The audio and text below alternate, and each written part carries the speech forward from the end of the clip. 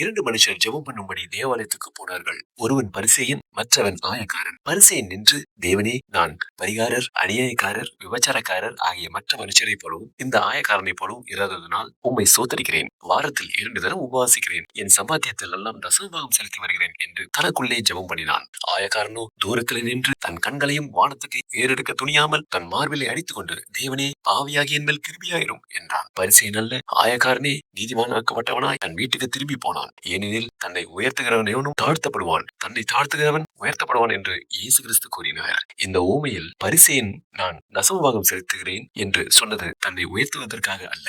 இப்படி சொல்ல வேண்டும் என்பது உபாகம புத்தகத்தில் 26ஆம் அதிகாரம் 12ஆம் வசனம் முதல் 15ஆம் வசனம் வரை கர்த்தரால் சொல்லப்பட்ட கட்டளையே. அதன்படியே பரிசேயன் செய்திருந்தும் அவனுடைய ஜெபம் அங்கீகரிக்கப்படவில்லை. அதற்கு காரணம், அந்த ஆயக்காரனை போல் நான் இராததனால் உம்மை சோதரிக்கிறேன் என்று இந்த பரிசேயன் தன் உள்ளத்தில் ஆயக்காரனை அற்பமாக நினைத்து தன்னைத்தானே நீதிமான் என்று உயர்த்தியதால் அப்படி ஆயிற்று. இந்த பரிசேயனுக்கு தனக்கு உள்ள பெருமையை குறித்து உணர்வே இல்லை. இந்த பெருமை மாம்சத்தின் கிரியை. அதனால் அந்த பரிசேயன் தசமபாகம் செலுத்தியும் உபவாசித்தும் ஆலயத்துக்கு வந்து ஜெபித்தும் ஒரு பிரயோஜனமும் இல்லை. அழிவுக்கு முன்னானது அகந்தை, விடுதலுக்கு முன்னானது மனமேட்டிமை. தன்னைத்தான் புகழ்கிறவன் உத்தமன் அல்ல, கர்த்தரால் புகழப்படுகிறவனே உத்தமன். தேவன் பெருமையுள்ளவர்களுக்கு எதிர்த்து நிற்கிறார், தாழ்மையுள்ளவர்களுக்கோ கிருபை அளிக்கிறார் என்று வேதம் கூறுகிறது.